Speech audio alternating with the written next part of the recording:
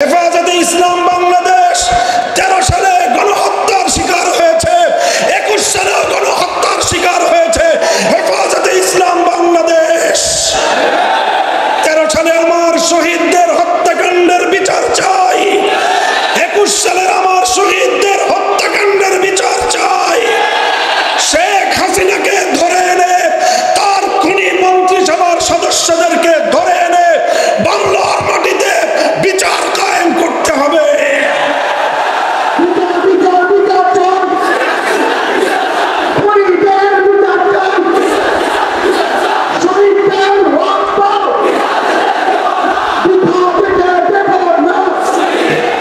আমাদের আমির মরহুম আল্লামা মুহাম্মদ শফি রহমতুল্লাহ আলাইকে বিগত সরকার এবং তার প্রশ্রয়ে ষড়যন্ত্রকারীরা আমার ধারণা মতে হত্যা করেছে এবং হত্যা করে তার দায় আমাদের আমির মরহুম আল্লামা জুনায়েদ বাবুনগরীর উপর চাপাবার অপচেষ্টা চালিয়েছে।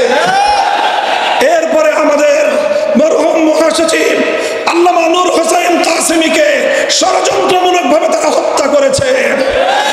এরপরে আল্লামা জুনায়েদ বাবুনগরীকেও তারা হত্যা করেছে। অন্তর্বর্তীকালীন সরকারকে বলবো, এই 3 হত্যাকাণ্ডের সুষ্ঠু তদন্তের মাধ্যমে প্রকৃত দোষীদেরকে চিহ্নিত করে বিচার করতে হবে।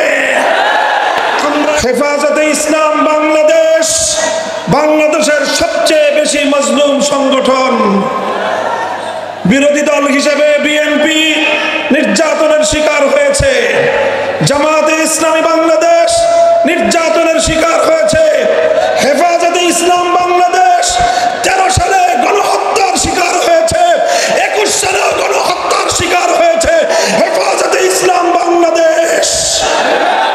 13 সালে আমার শহীদদের হত্যাকাণ্ডের বিচার চাই, 21 সালের আমার শহীদদের হত্যাকাণ্ডের বিচার চাই। শেখ হাসিনাকে ধরে এনে, তার খুনি মন্ত্রিসভার সদস্যদেরকে ধরে এনে বাংলার মাটিতে বিচার কায়েম করতে হবে।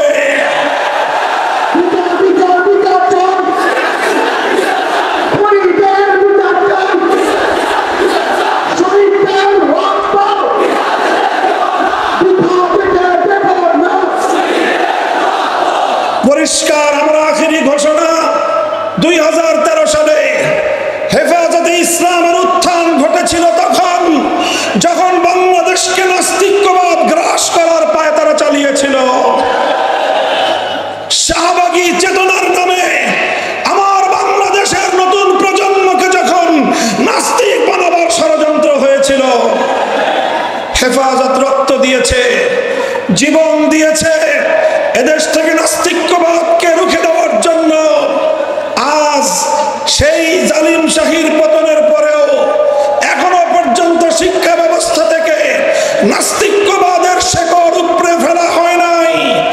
আমরা দেখছি, আমরা যৌক্তিক সময় দিতে চাই, কিন্তু অন্তর্বর্তীকালীন সরকার না তত্ত্বাবধায়ক সরকার এই বাহানা দিয়ে আমাদের এই দাবি পূরণে বেশি কাল ক্ষেপণ করা যাবে না। আগামী শিক্ষাবর্ষের আগে জাতীয় শিক্ষা সিলেবাস থেকে নাস্তিক্যবাদের সকল শেকড় উপড়ে ফেলতে হবে। আর যদি সেটা না করেন, হেফাজতে ইসলামের মঞ্চ থেকে ঘোষণা করছি, আগামী 2025 সালের 1 জানুয়ারি হেফাজতে ইসলাম নতুন পাঠ্যসূচি বাংলাদেশের কোন শিক্ষা প্রতিষ্ঠানে কার্যকর হতে দেবে না। আমরা আমাদের সকল শহীদদের হত্যাকাণ্ডের বিচার চাই। আর একটা কথা বলে শেষ করছি, আমাদের আমির মরহুম আল্লামা মুহাম্মদ শফি রহমতুল্লাহ আলাইকে বিগত সরকার এবং তার প্রশ্রয়ে ষড়যন্ত্রকারীরা আমার ধারণা মতে হত্যা করেছে এবং হত্যা করে তার দায় আমাদের আমির মরহুম আল্লামা জুনায়েদ বাবুনগরীর উপর চাপাবার অপচেষ্টা চালিয়েছে। এরপরে আমাদের মরহুম মহাসচিব আল্লামা নূর হোসেন কাসেমীকে ষড়যন্ত্রমূলকভাবে তারা হত্যা করেছে। এরপরে আল্লামা জুনায়েদ বাবুনগরীকেও তারা হত্যা করেছে। অন্তর্বর্তীকালীন সরকারকে বলবো, এই 3 হত্যাকাণ্ডের সুষ্ঠু তদন্তের মাধ্যমে প্রকৃত দোষীদেরকে চিহ্নিত করে বিচার করতে হবে। আমরা একটা যৌক্তিক সময় দেব, এরপরে যদি তোমরা সেটা করতে ব্যর্থ হও, তাহলে কত ধানে কত চাল হেফাজত বাংলাদেশে সেটা বুঝিয়ে দেবে ইনশাআল্লাহ। আল্লাহর এই জমিন ইসলামের জমিন, এই জমিন আল্লামা আহমদ শফির জমিন, এই জমিন আল্লামা জুনায়েদ বাবুনগরের জমিন, এই জমিন আল্লামা মুহিবুল্লাহ বাবুনগরের জমিন। হেফাজতে ইসলামকে মাইনাস করে বাংলাদেশ অতীতেও ভালো চলে নাই, আজও ভালো চলতে পারবে না, ভবিষ্যতেও ভালো চলতে পারবে না। হেফাজতের সাথে আছেন তো? থাকবেন তো? ঘাম ঝরাতে হলে দিবেন তো? রাতের অন্ধকারে অশ্রু ঝরাবেন তো? প্রয়োজনে আবার শাপলা চত্বরে গিয়ে বুকের রক্ত ঝরা দেবেন ইনশাআল্লাহ।